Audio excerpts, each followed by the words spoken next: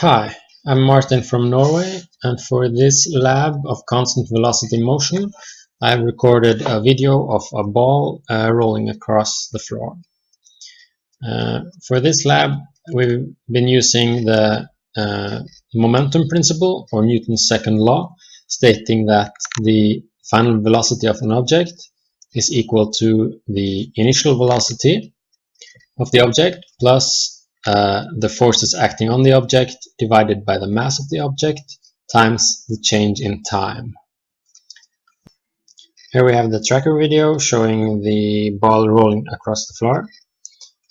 For the size of the ball, I've calibrated the tracker to show the diameter of the ball at 4 centimeters. And I've calibrated the axis to show the positive x-axis moving in the right direction and the positive y-axis moving in the up direction. So here's the video of the ball rolling across the floor.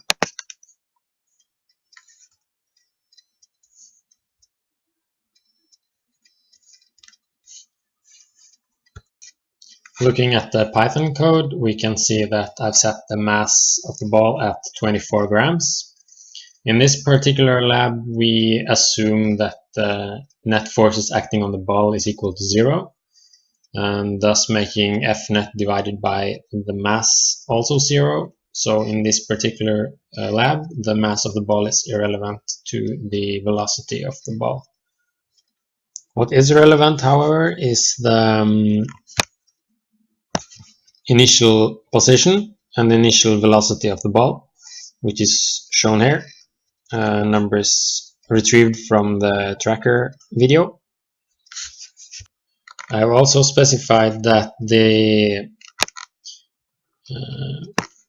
F net vector is equal to 0, 0, 0. This means that the sum of all forces acting on the ball is equal to 0, and means that the ball has constant velocity motion.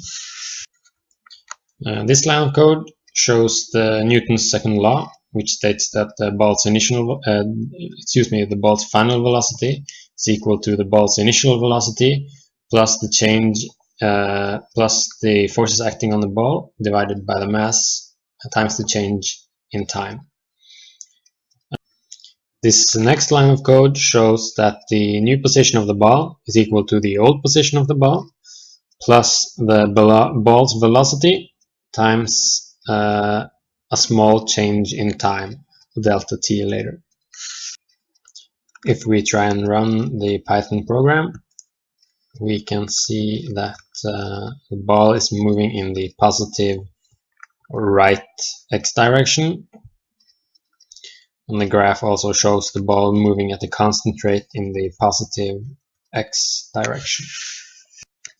If we try and compare our experiment data with our computer model, we can see that in both cases we have the ball moving in the positive x direction, which is shown here in the graph as the position of the ball in meters over time, which is shown in seconds.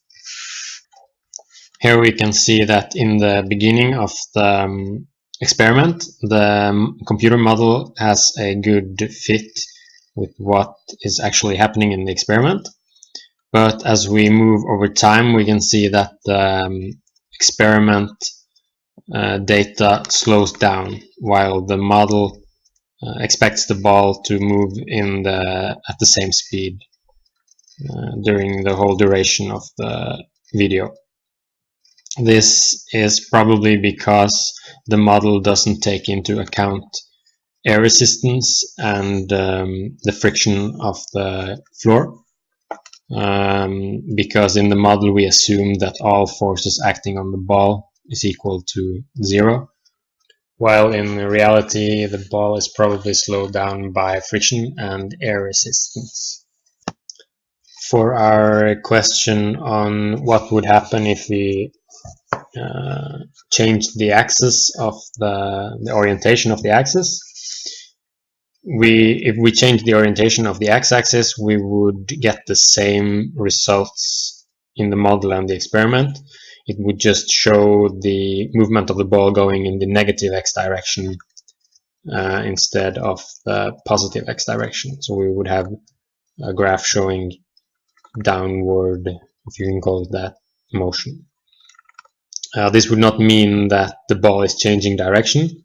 It just means that our definitions of what the positive and the negative direction is has changed. The ball would still be moving in the right direction, in the negative x direction. Thanks for watching. Hope you had fun doing your experiment. Bye.